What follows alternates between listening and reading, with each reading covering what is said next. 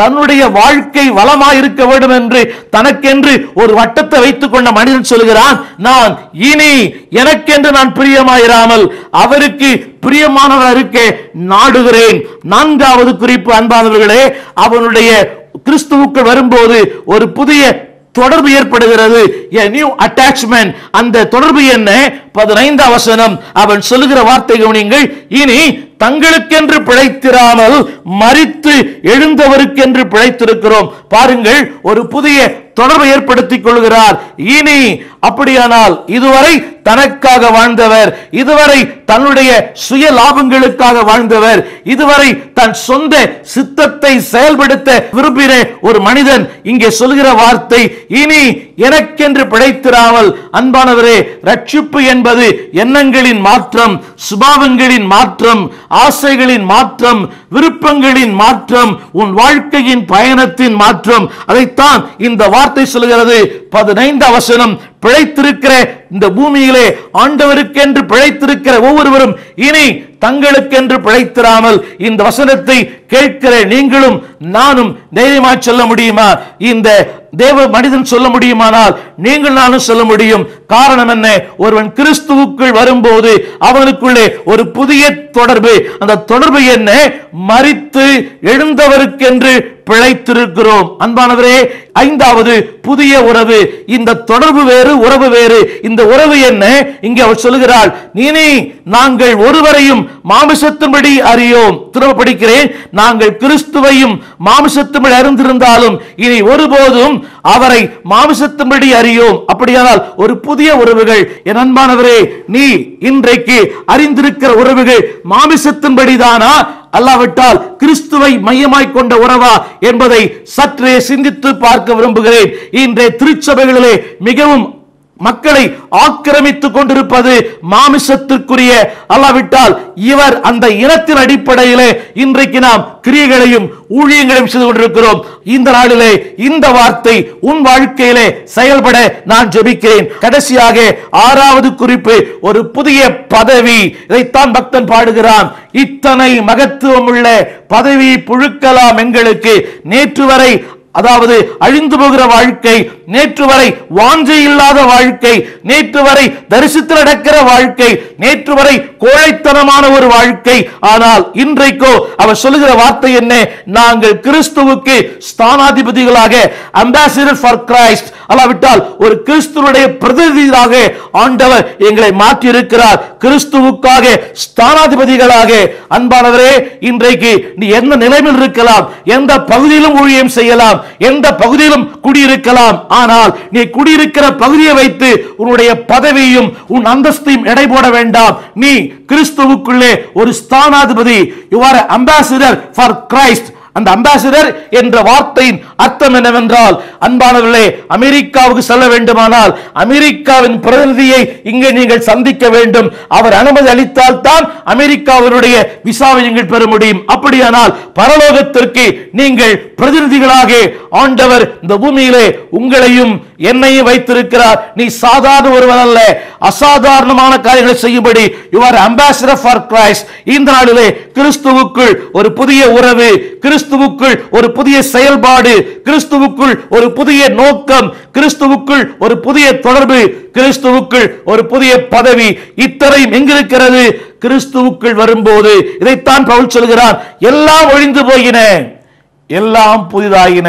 இந்த புதிய வாழ்க்கைக்கு ஆண்டவர் நடத்தும்படி விரும்புகிறார். இந்த நிகழ்ச்சியை ஆவலுடன் பார்த்து ஆசீர்வாதத்தை பெற்றுக்கொண்ட அன்பு நேயர்களே, போதகர் பி. ஸ்டீபன் தேவகுமார் அவர்களுடன் நேரடியாக தொடர்பு கொள்ள விரும்பினால் பின்னால் திரையிடப்படும் எங்களுடைய முகவரியை கவனமாக கவனிக்கவும். மேலும் போதகர் அவர்கள் மூலம் எழுதி வெளியிடப்பட்ட ஆவிக்குரிய நூல்களான வாக்குத்தத்தத்தின் தேவன், பரலோகத்தின் பனித்துளிகள், ஆசீர்வாதத்தின் பாதை போன்ற இன்னும் பல நூல்கள் தேவையானால் உடனே எங்களுடன் தொடர்பு கொள்ளவும். தமிழகத்தின் பல இடங்களில் நடைபெற்று வரும் திறந்த வாசல் சுவிசேஷ சபை ஊழியத்திற்காக ஜெபியுங்கள். உங்கள் ஜெப தேவைக்கும் ஆவிக்குரிய ஆலோசனைகளுக்கும் மற்றும் உங்கள் தேவைகளுக்கும் நீங்கள் எங்களுடன் தொடர்பு கொள்ளுங்கள். போதகர் பி ஸ்டீஃபன் தேவகுமார், திறந்த வாசல் சுவிசேஷ சபை, தபால் பெட்டி எண் 7432, Chennai 6079.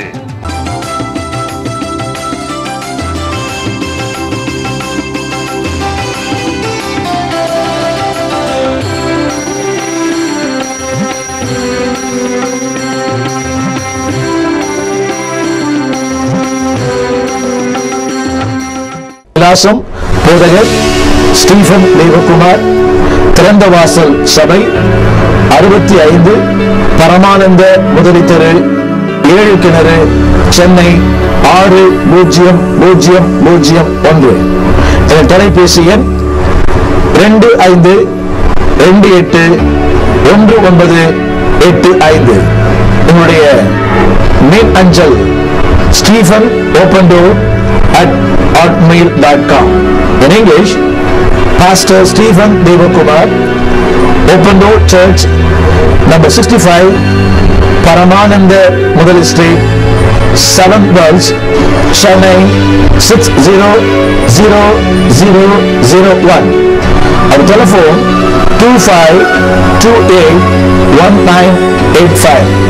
Our email address StephenOpenDoor @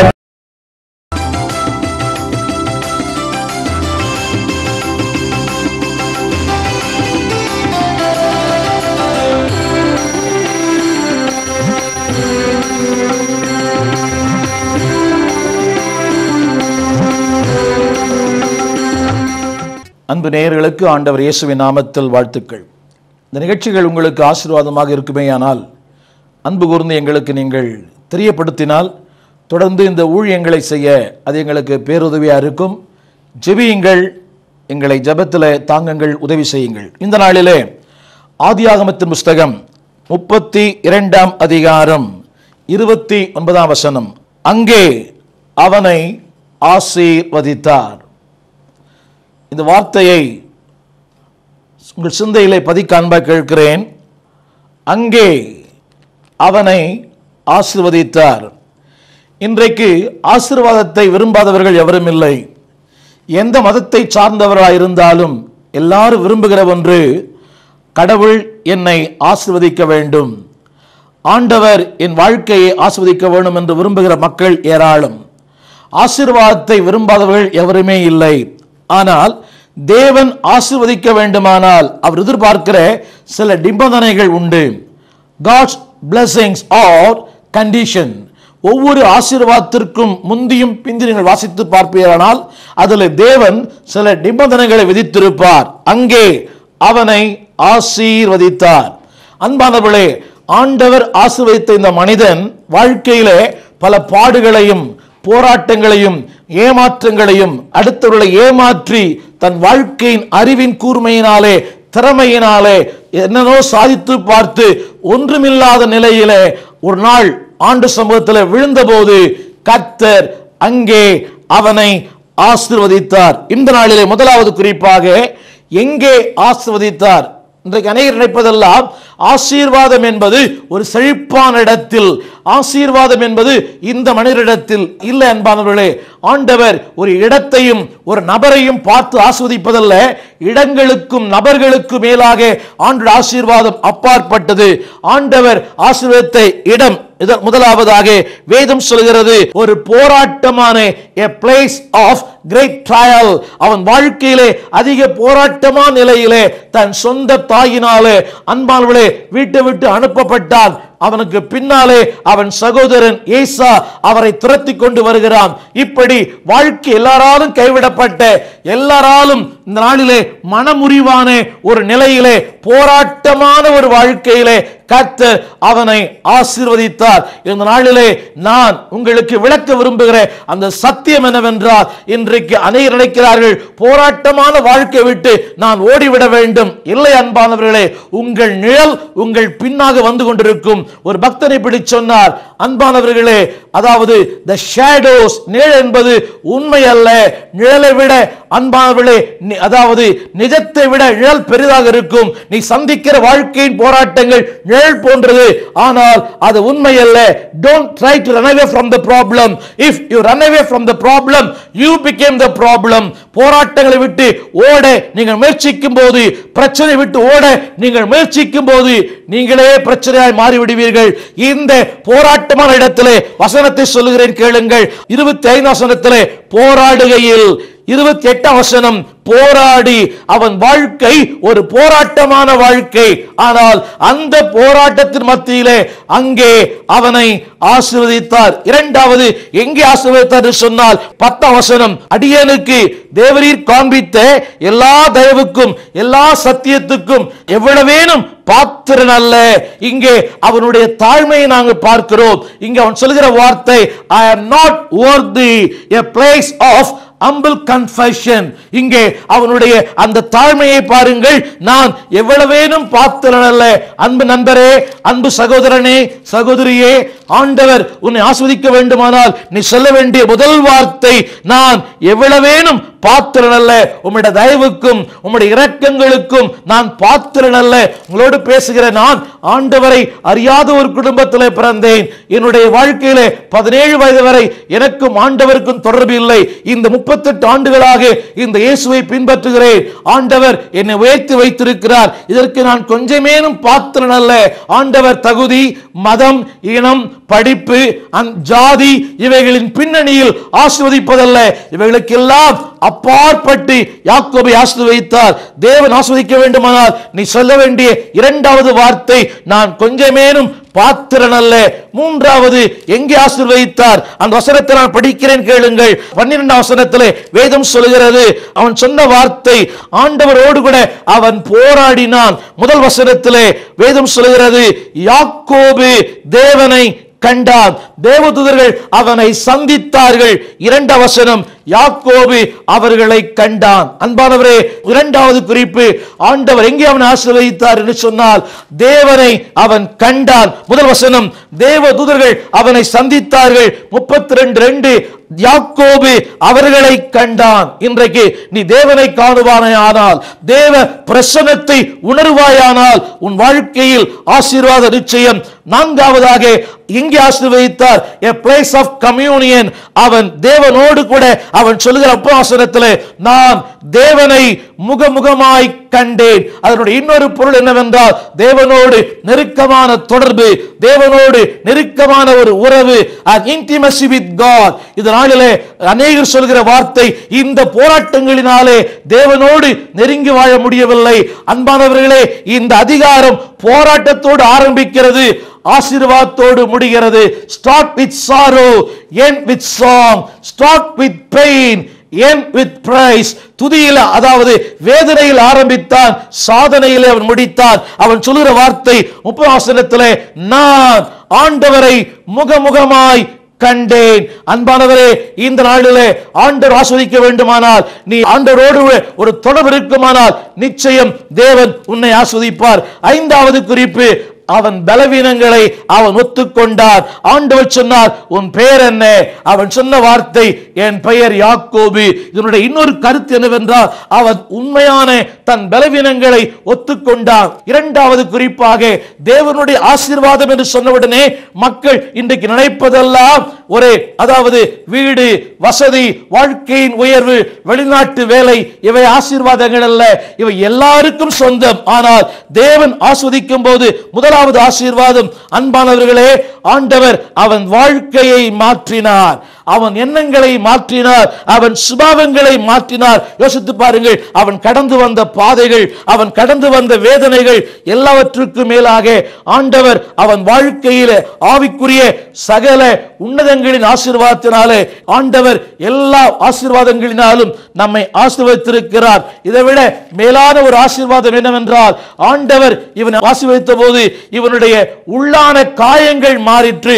இதுவரை ஏசாவை குறித்த ஒரு பயம், இதுவரை ஏசாவை குறித்த ஒரு அவனுக்குள்ளே ஒரு குற்ற உணர்வு, ஆனால் இப்போது கசப்புகள் மாறி, அவன் உள்ளான காயங்கள் மாறி, இப்பொழுது ஒரு புதிய வாழ்க்கைக்கு சொந்தக்காரனாய் மாறினான். அன்பானவர்களே, இதுவரை ஏசா அவனை தொடர்ந்து கொண்டு வந்தான், அவனை தாக்க நினைத்தான்.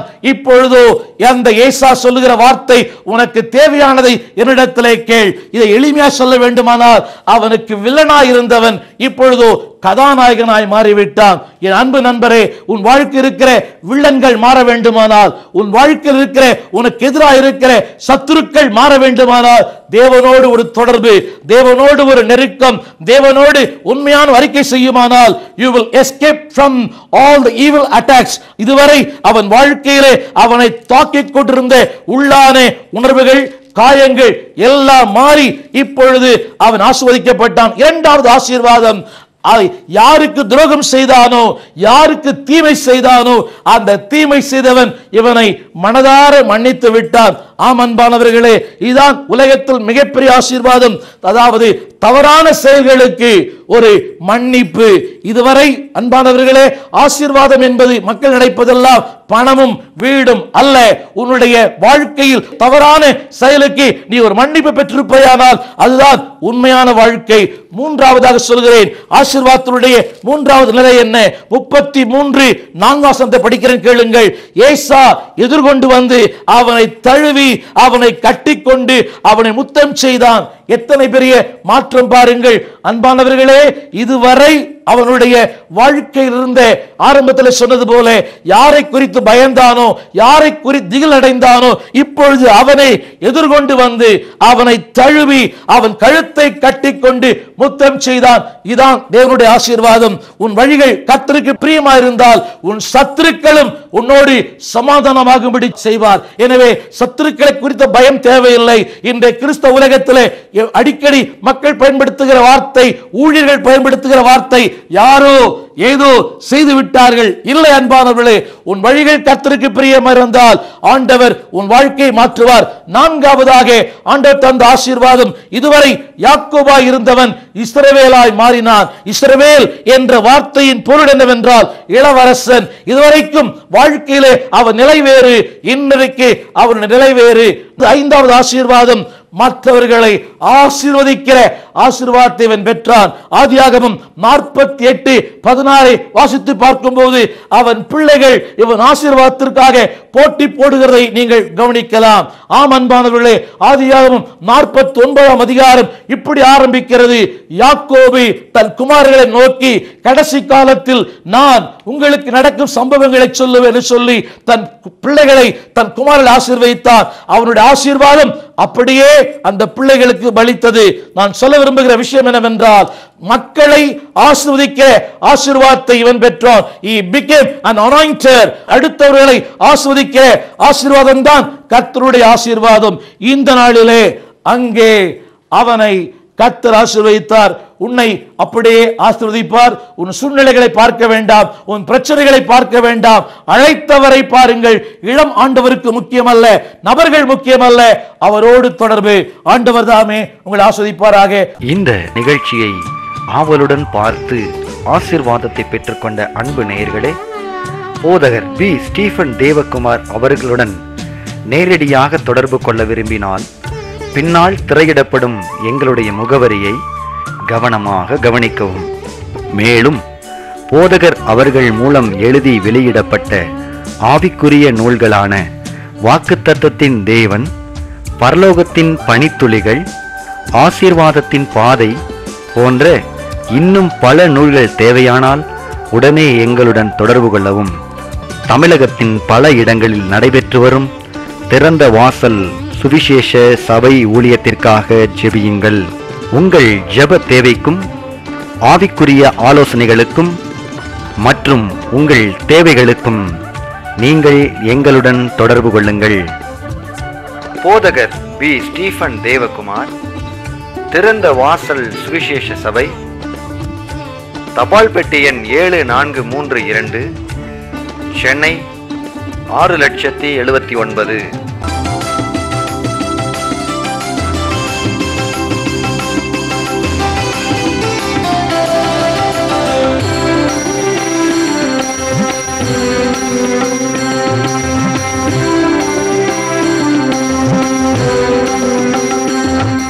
ஆண்டவராகிய இயேசுவின் நாமத்தில் உங்கள் யாவருக்கும் என்னுடைய வாழ்த்துக்கள். இந்த நாளிலே திரும்பவும் இந்த தொலைக்காட்சி மூலமாக உங்களை சந்திப்பதில் நாங்கள் சந்தோஷப்படுகிறோம். இந்த நிகழ்ச்சி உங்களுக்கு ஆசீர்வாதமாக இருக்கும் என்று நம்பி தொடர்ந்து இந்த தேவனுடைய வார்த்தையை உங்களோடு நான் பேசும்படி விரும்புகிறேன். இந்த நாளிலே நம்முடைய தியானத்திற்கு ஆதாரமாக சகரியாவின் புஸ்தகம் 9ஆம் அதிகாரம் 11ஆம் வசனத்தை நான் உங்களோடு பேசும்படி விரும்புகிறேன். சகரியாவின் புஸ்தகம் 9ஆம் அதிகாரம் 11ஆம் வசனம். நான் உனக்கு செய்வது என்னவென்றால், தண்ணீர் இல்லாத குழியிலே அடைப்பட்டிருக்கிற உன்னுடையவர்களை நான் உடன்படிக்கையின் இரத்தத்தினாலே விடுதலை பண்ணுவேன்.